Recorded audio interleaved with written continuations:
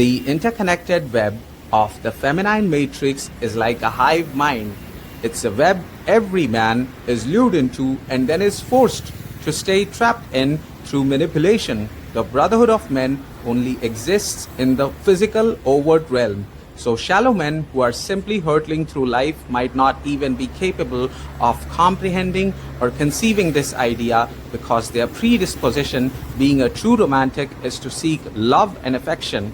Only introspective, insightful thinkers are capable of fathoming or even conceptualizing the psychologically interconnected conventions that women have formed, let alone attaining it. It is a covenant covertly at play, shrouded in unspoken pacts, that every woman adheres and tacitly complies to in the abstract metaphysical realm. It's like an organized religion that does not require a book to be interpreted, it's just understood. Even men who see it don't have the courage to talk about it, because they fear that they will be exiled or ostracized from the web that every weak man voluntarily wants to stay stuck in. He thinks he will permanently become ineligible for feminine affection if he dares to speak up. Men have been subjected to this manipulation for centuries, indoctrinated to believe that men can't complain. He will look weak and feminine if he does. He's been told to be a man, do the right thing, don't complain, which translates to don't expose us by speaking the truth. You're not a man if you do. So men allow them to impose their manipulated definition of masculinity. That's why men would rather suffer in silence than expose the feminine evil, despite it staring them in the face, letting women get away with all their evil deeds.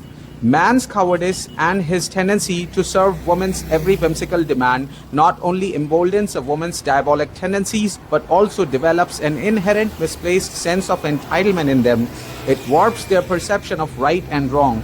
Their condescending attitude, fueled by their solipsism, is almost palpable, all because they have a corrupt conscience and a moral compass haywire beyond repair.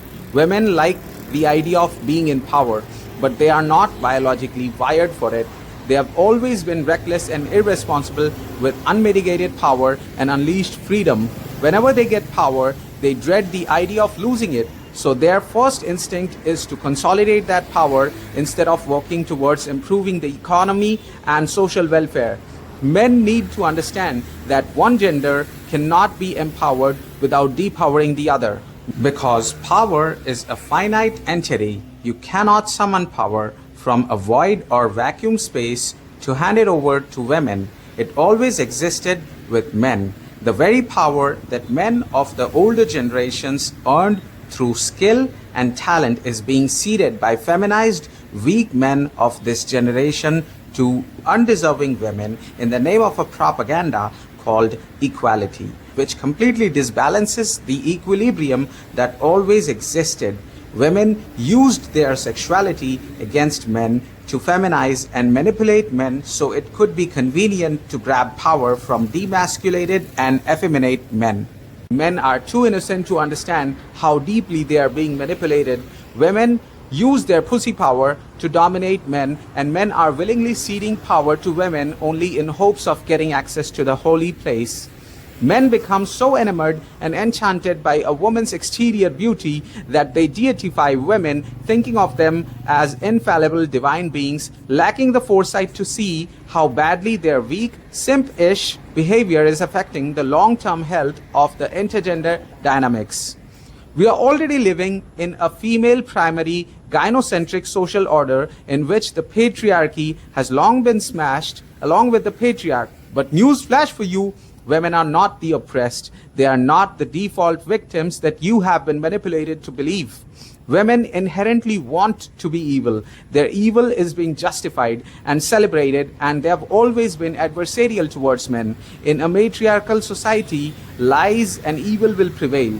The social fabric will be torn and smudged even worse than it is today. Women make terrible advisors, and that includes your mother too, not because they're your ill-wishers, but because, although emotionally mature, they lack practical maturity, which comes from practical experiences, and also because they allow their emotions to cloud their judgment and guide their decision-making. Women are overgrown babies, moody, emotional, anger-prone, melodramatic, they cry at the drop of a hat, they throw tantrums, they never apologize or take accountability for their mistakes. They are stubborn, they are gossipy, they sabotage their own relationship, and they would rather leave a relationship than face constructive criticism and improve themselves. Truth is like a kryptonite for them. They are always repulsive to good advice, and they treat people giving them good advice as their enemies. These are not signs of maturity, and men are not helping the situation by pampering them and constantly telling them that they are right when they are not. If you want to see the virtuous women of the 60s and 70s like your mother, then you have to start behaving like the men of the 60s and 70s. Things were natural before the advent, or more accurately, intrusion of internet in our lives. Now we are forcing a change which is against our true nature. Although women are more relationship oriented, their hypergamous nature keeps them from being loyal. Hence, women are naturally designed to sabotage their relationship, whereas men, on the contrary, are calibrated to salvage their relationship. That's why you need to turn the clock back, bring back patriarchy, take back control. They have taken control of the judiciary, but men have the power to bend nature to their will.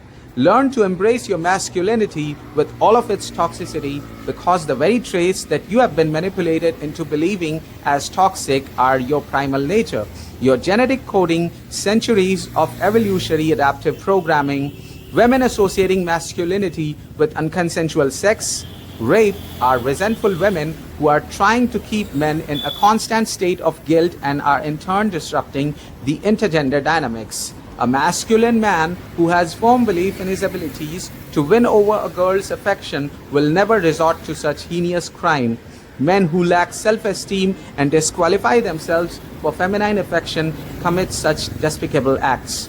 Learn to embrace your masculinity, otherwise no man will ever experience a woman's true affection again. Yes, the very masculinity that was stripped away by not a blunt force trauma, it was slowly eroded away in your formative grooming years, by your parents, in your school, and by society that conditioned you to fall in queue for you to eventually join the rat race and make a sheep out of you.